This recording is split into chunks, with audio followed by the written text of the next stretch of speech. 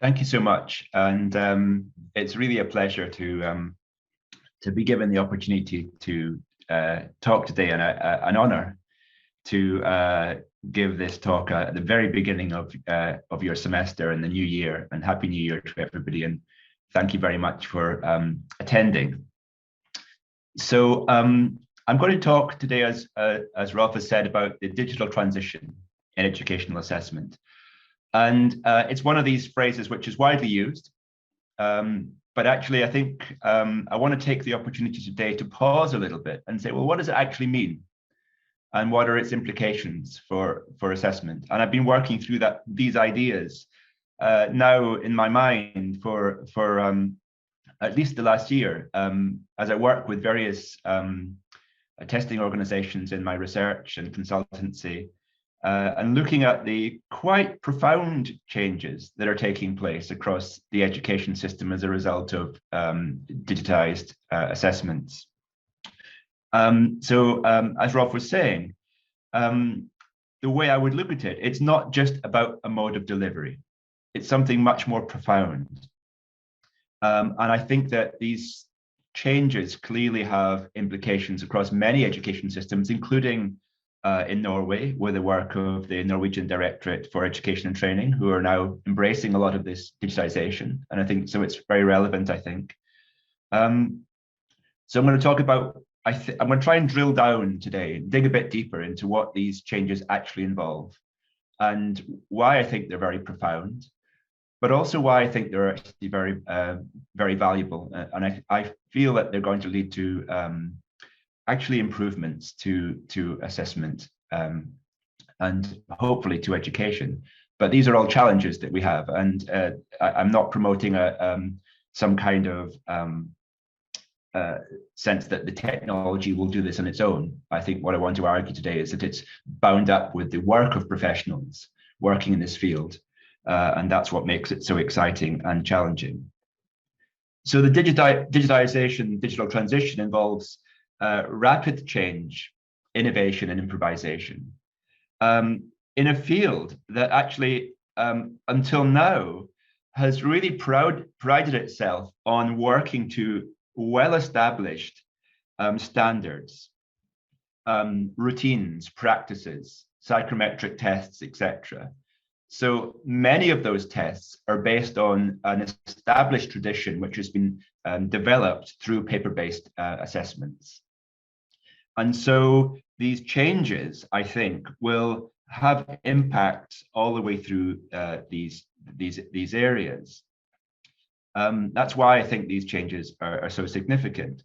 So, for example, they will include things like looking at the test taker experience, which is quite a new idea, really. I mean, it was there before with paper-based tests, but the test taker experience is going to be hugely important with digitization. But it works through into things like assessment standards, policies, administration. It impacts on the experiences and views of children and teachers in the classroom, of policymakers and politicians, because they have to have confidence in these tests and what they might mean. And it impacts on things like our ideas about assessment fairness and validity. And I think it will also impact, and I think this is very relevant for CEMO, on psychometric processes, as we try to develop new ways of understanding and exploring data, which somehow integrate some of these characteristics of the digital tests. So these questions become quite important. Okay, so secondly, I think that digital assessments are extremely disruptive, and they're disruptive for various reasons, which challenge many of the established norms in assessment. So, for example, they tend to be non-standardized in a field which has tended to look at standardization as one of the features of reliability and validity. So what does it mean when you have a non-standardized assessment experience? And how do we look at things like assessment reliability, quality, etc., and so on? They tend to be interactive, which again is a huge change. paper-based tests are not interactive. I mean, they are to the extent that people have to respond to an assessment, but the actual format doesn't interact with the test taker. Obviously, in computer-based tests, they're increasingly interactive in a number of ways, and that interaction introduces all manner of complexity, but also ways to improve the test-taking experience, to make it enjoyable, pleasurable. The idea of assessments being pleasurable is something which is increasingly part of digitization. But what does pleasure, or even potentially gamified assessments, do to our ideas about what is good assessment, what is reliable assessment, and so on, if there are features of gamified characteristics somehow seeping into assessments, either intentionally or not? And they also tend to be personalized. So the experience is not standardized across individuals, but it can be extremely personalized, whether that is in the form of the actual the sort of mode of delivery, the interface, for example, with accessibility features, or it could be. Could I interrupt you, Bryan? Have you tried to change your slides? Thank you very much. No. No, okay, because we just wondered if. No, that's a great point. Thank you. No, I will very shortly. I just wanted to sort of. Sorry for interruption. Set the scene. That you might quite rightly think, how long is this going to take if he hasn't even moved on to his second slide? Thank you. No, I just wanted to set the scene a little bit. Thank you, Rob. These things, I think, cause us to really rethink assessment, and that's what I want to talk about today. Finally, what I want to say, a couple of things. I don't want to argue that digital assessments are somehow alienating to the human experience. Okay, so there is this concern, digitization equals machines, equals algorithms, equals big data. Somehow it's going to be an alienating experience. I haven't found that in my work, and I want to share why I don't think that's the case. And I think it's quite an important argument, not something that we should shy away from, because when it comes to things like our trust in assessment, our trust in the fairness and validity, etc., these questions become quite significant. And in my experience over the last few years, there's been a number of very good assessments, digital assessments, that haven't gained public trust, and as a result have been somehow cancelled, etc. Okay, so I don't think they're alienating. I think they're highly creative. And I think that's another feature of many people would find that a familiar a feature of assessment, but I think they're even more creative than normal. I think they can improve education, although that's still a question that we might want to discuss today. And so I think these are scene setting comments, but thank you for asking me to change the slides, which I will now do. Okay, so I want to start with this example.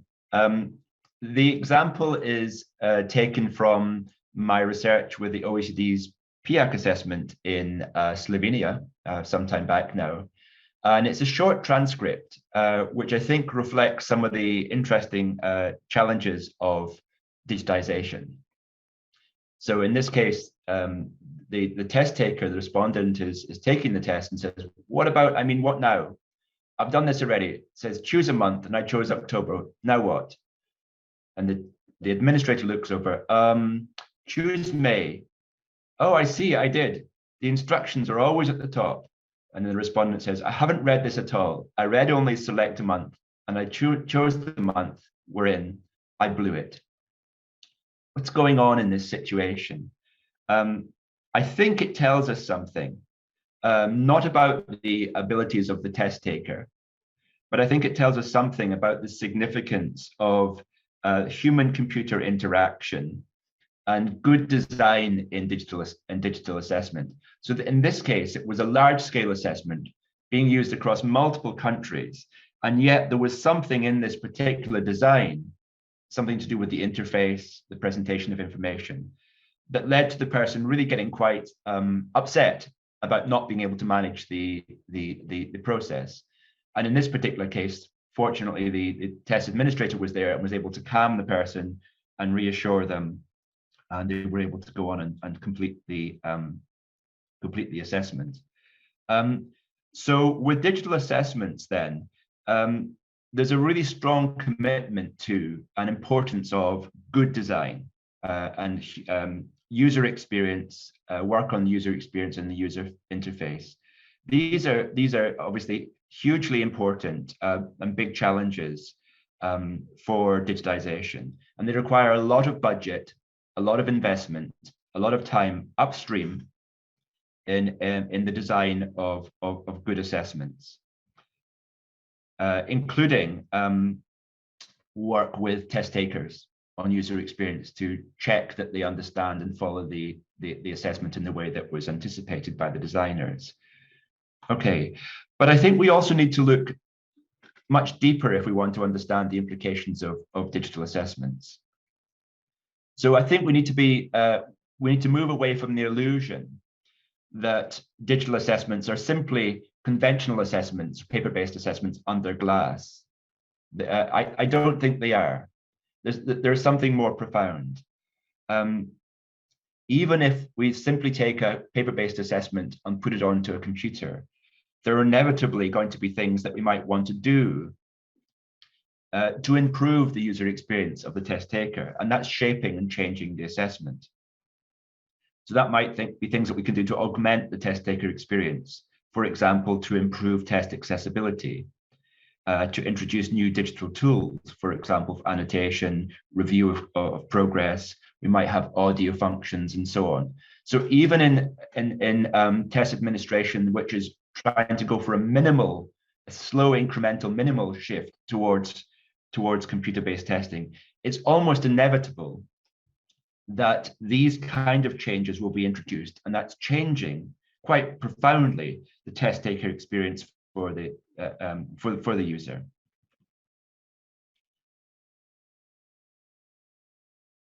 So this image here, you can see on the right of the screen, is from my research in Senegal, looking at the PISA for Development program, and you can see quite a complex interaction between this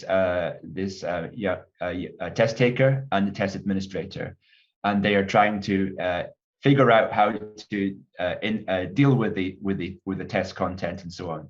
So quite complex human interaction, but also human computer interaction. Just highlight some of the complexity of these things. But that interface is only part of the story. And I want to just share this quote here from a paper by Zenner and et al. Colleagues from Frankfurt. And this was looking at mode equivalence between PISA, the initial round of PISA when it introduced computer-based testing. And there's something in this quote that I wanted to just highlight here, which is the second part of the quote. It's likely that the attempt rate was influenced by the fact that computer-based implementation reminded students of the empty text fields. So what it highlights there is, even with a relatively mundane superficial transition where they try to establish some kind of equivalence, the computer, by its affordances, is already changing the experience.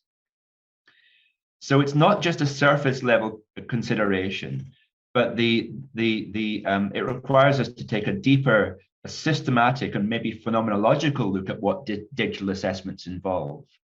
We have these interactions with animate, interactive contexts, and they are changing the test taker experience. So although students might type their answers, digital assessments are not typewriters. They involve more than that. They involve new forms of interaction with test items, with digital tools, and with assessment data. And in many cases, they have little or no resemblance to their paper-based origins. Okay, this is particularly clear in digital first assessments, where the disruptive designs are shaped by advances in computing, AI, machine learning, and digital games. So this is why I would suggest that attempts at establishing mode equivalence are actually irrelevant. Now, I don't feel there is really any meaningful equivalence if we want to look at mode. Now, we might try and see how our ideas can transfer. We might compare scores on different modes, etc. But we're not really looking at equivalence. We're looking at a profound difference. And I think that means we need to really think through that experience. Okay, so digital assessments can take on a whole set of new roles and affordances that we were not familiar with in paper-based assessments. So for example, a digital assessment can support and encourage the test taker. So they actually involve themselves, interact in ways that previously we might have thought as potentially a source of construct irrelevant variance, somehow undermining the reliability of the tests. The machines are actually actively interacting with the test taker to provide encouragement, to provide feedback, to provide help and ideas. They can also mark and provide feedback on to the student or to the teacher. But more profoundly, perhaps, they can also make decisions about the selection and delivery of test items through computer adaptive designs. And they can decide when an assessment should stop, when the students had enough, or when the assessment is finished. So this really profoundly undermines ideas around standardization and quality that have informed previous traditions, eras in education. So digital assessments are designed to be interactive, engaging, enjoyable. And these are not terms which we would necessarily encounter in earlier generations of assessment. Okay, so I'm going to look at various aspects of this change. But first of all, I want to look at, I want to focus on a really important part of it, which I've been working quite a lot with my own research recently, which is about user experience. Okay, so I'm just drawing now on a couple of, in the presentation, I'm going to draw on experiences of different organizations. And there's a couple of slides here which I've drawn from colleagues at CETO, who I think do some really very nice work on user experience. What they do in CETO is they take out their prototype assessments to schools and they get direct feedback from children. And so this is built into test design processes. And again, it's not something we would be familiar with necessarily in paper-based tests, but in computer-based tests, this is vital to take our prototypes out and to get feedback from the children, from the test takers, and from teachers about what they think about the tests. And that feeds into cycles of test improvement and development. So this is what these images are actually of children in the classroom giving feedback to the tests. And these tests then are very creative artifacts. And this is why I feel that this idea of dehumanization doesn't really stick for me. These are highly creative acts informed by sensitive attention to human interaction and to the views of test takers and the emotional responses, etc. So these things are very important to recognize that this is not a mechanical process. It's not a machine process. It's a deeply human process. And these processes of human interaction need to be built into test development, test validation, etc. And here are some of the comments from the pupils that CETO have worked with in the schools, just some examples. And some of them are really quite interesting. I mean, some of them are perhaps what you'd expect, but there's some really interesting ideas there. Suggestions that the students are making, including things like a reader who reads with you. So how can they build a reader an automated reader into the test? And several people have said, read along. And this is particularly interesting, as I'll talk about later when we come to things like people who have delayed learning difficulties, dyslexia, etc. It hints at the potential for assessments to actually improve the accessibility of assessment. So I'm getting into some quite significant changes from a user experience point of view. Then I also want to to highlight another major change with digitization, which is the potential to get really fine-grained feedback on the test-taking experience. And this slide is from the equipment that I use in my own research, which is the eye tracker, a screen-based eye tracker, which is actually a bit of a game changer in understanding how people interact with assessments. So we can do established processes of, for example, think aloud, getting feedback from the students, getting the views of the students. But as I'll talk about a little bit later, often what the students say about the assessment, what they say about the experience, isn't the totality of their experience. For example, with an eye tracker, what you can look at is things like, did students actually access and read all the information that was presented in item? Did they read the instructions? That's a key question. A student might say, well, it was a good item or a good task, but what you might find out is that they didn't read the question, didn't properly read the question, or didn't read some important part of the item. So new techniques such as eye tracking become quite significant, and I think the implications there for how we build these things into test design processes to ensure that tests are valid and that people are using them in ways which were intended by the designers. So quite important. So let me give now some examples of this in practice then.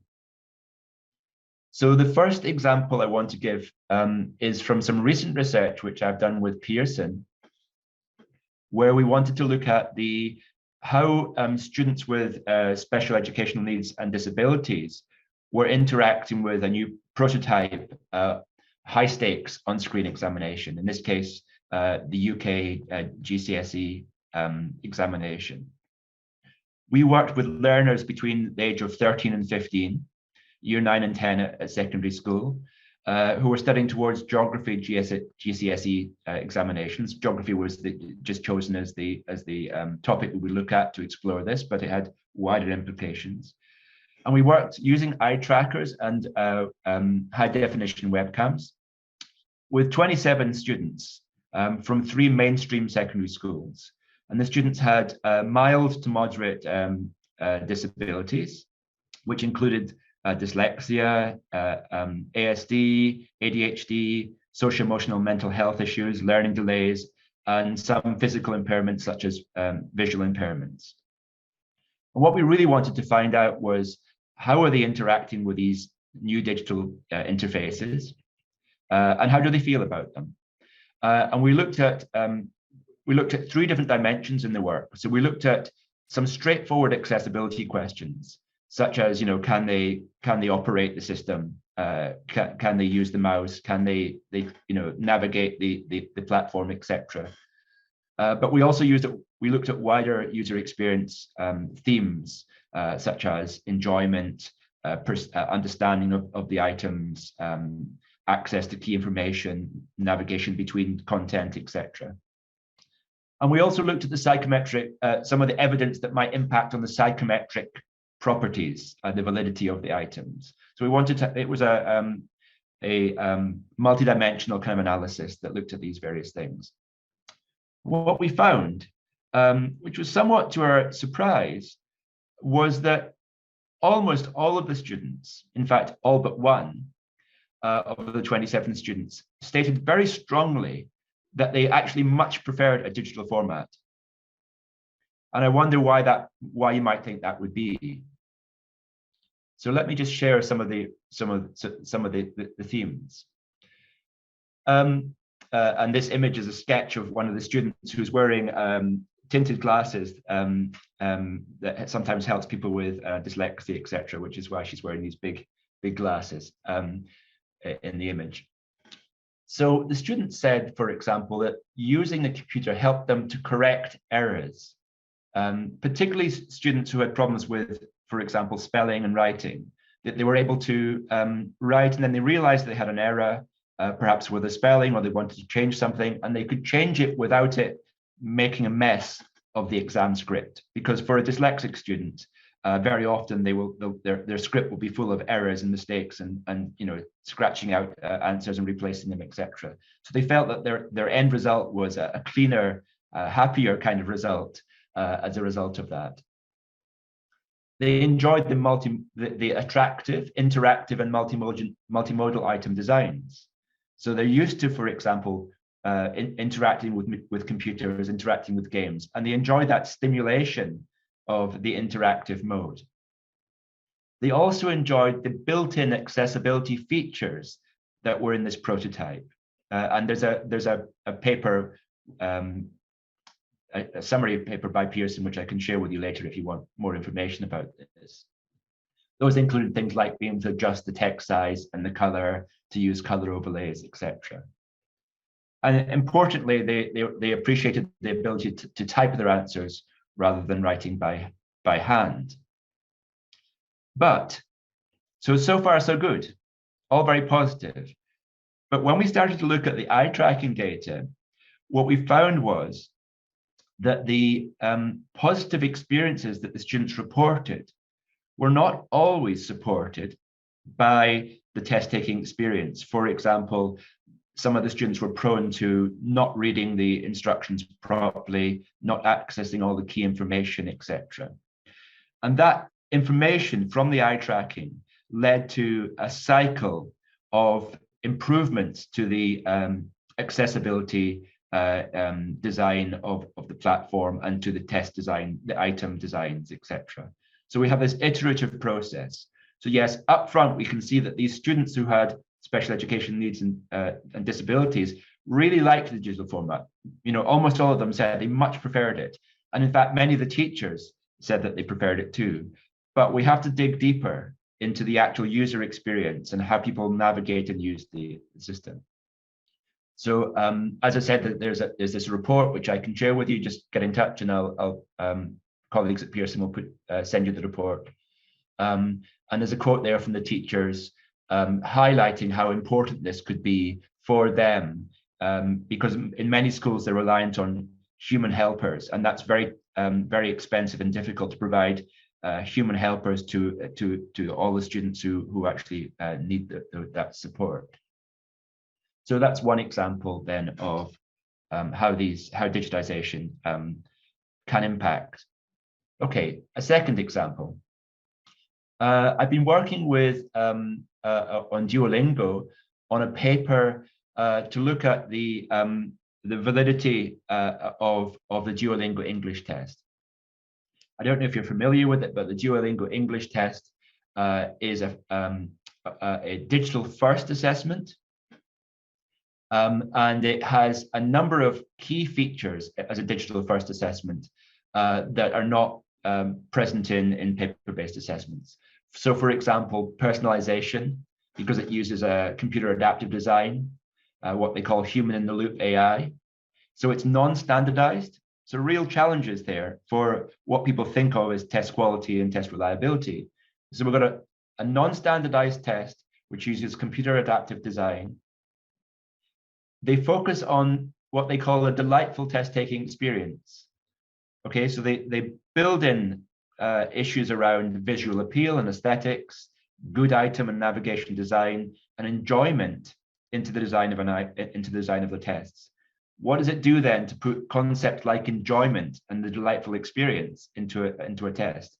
Is it introducing dimensions, variables into an assessment that we might think undermine the validity? Whereas I think clearly Duolingo would argue, and I think rightly so, that by making a test more enjoyable, they're actually improving the quality of the test. And I think there's clearly quite strong claims to make about accessibility. And this has really challenged some of the fundamental beliefs, for example, in language testing community, because their test is shorter. And in a sense, they've been leading that change because a number of other language test providers are now beginning to shorten their test and to really embrace some of the affordances of computer-based testing to make a shorter test, so you're reducing, for example, issues around fatigue. So that can have an important accessibility implication because many students, perhaps with disabilities, chronic illness, etc., can find a long test actually very, very challenging. And so a shorter test is arguably much more accessible. And it's also a test that's taken when and where is most suitable. So it has potentially quite significant accessibility implications.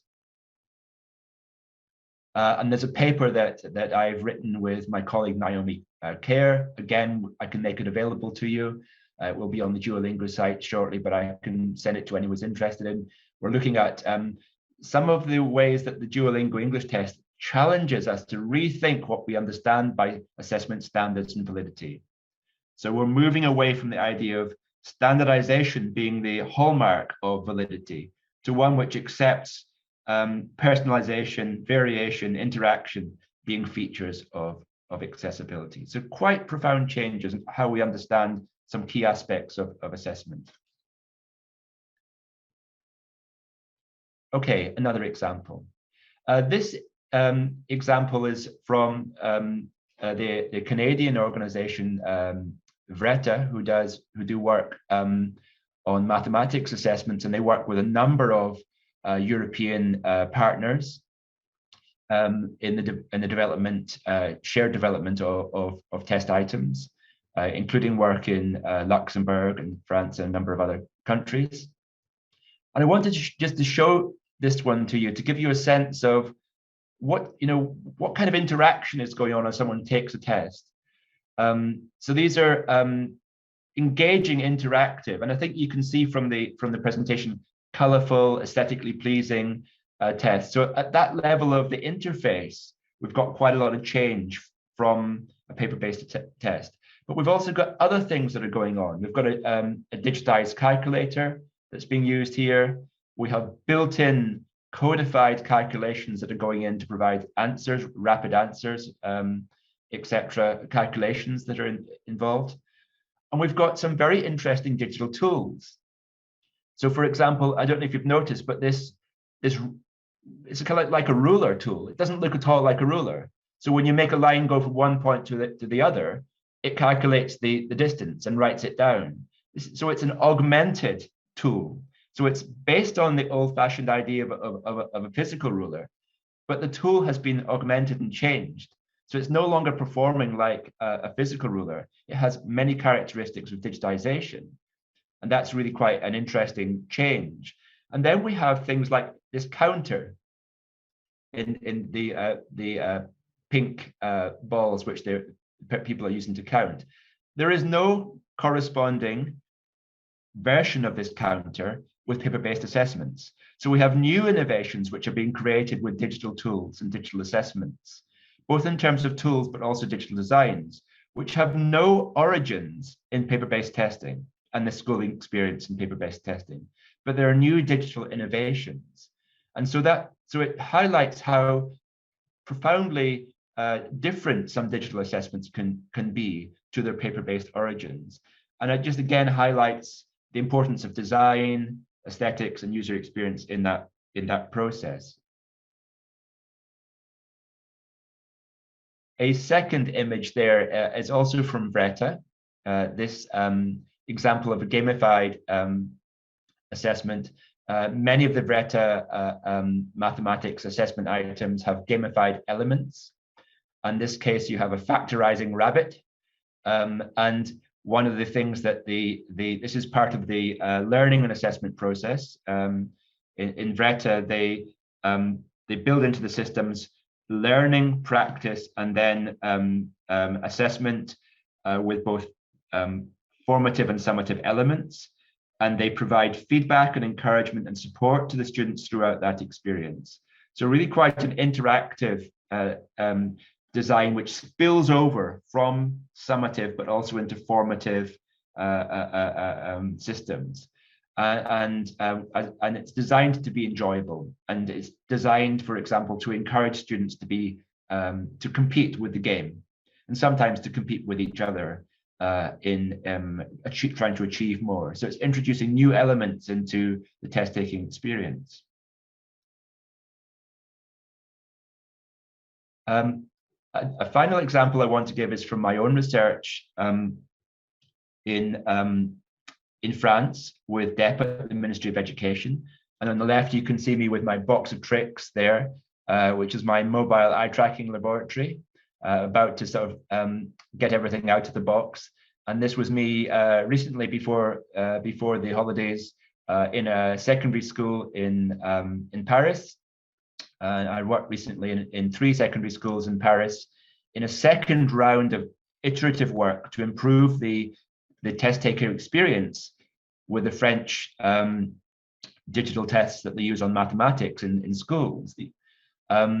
And so I took this mobile laboratory out, and the image on the right you can see is a sketch of the students using the screen-based eye trackers. We were capturing in that experience the using eye trackers and webcams with the consent of the participants, the user experience as they interacted with that. So we're getting really detailed information about how they interact with the items. But we were also able to work on dig a bit deeper. And here's an item here. I wanted to share it in this case, where you're looking at the growth rates of 2 kinds of trees. And the students have to figure out where these 2 lines on the graph cross. So one tree grows at a different rate from the other tree. You might have seen this item before. There's a paper on it by colleagues, which I'll share later. And you can see how interactive these items are. So really quite different from a paper-based test. They have a number of digital tools, but also they're interacting with the interface in some quite complex ways. And here you can see an example of some of the eye tracking data that we're using. So for example, we could see that this student, when they're interacting with the tools, tended to use the table more than the graph. And this kind of analysis is helping the French team to model big data. So to use big data to try and to understand, first of all, how are people interacting with the items?